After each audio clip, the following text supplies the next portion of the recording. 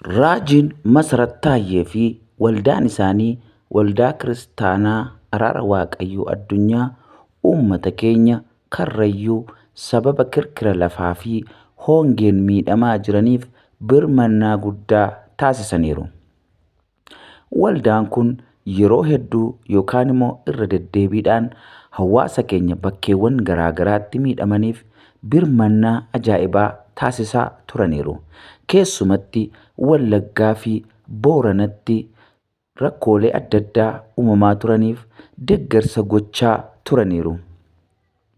Keessumatti ammoo hanga yoonaa fi gara fuulduraatti kan hin dagatamne uummata keenya Salaalee yookaan aanaa Dharraatti miidhamaniif isaantu dursee qaqqabeef.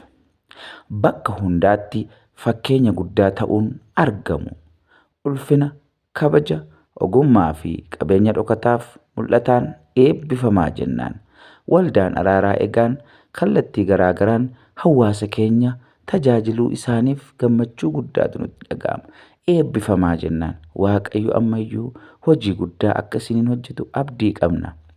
Waaqayyo sinaa bal'isu. Waaqayyo kallattii hundumaan warra amantoota warra saba Waaqayyoo gargaaran isinaa taasisu jenna. Adda durummaan Raajii Masarat Taayyee nama gaarii fi nama qajeelaa nama kadhataati.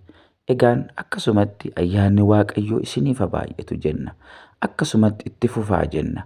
Waaqayyo ammayyuu nama eebbaa, nama kallattii garaa garaan saba hundumaaf eebba ta'u isin haa taasisu jenna.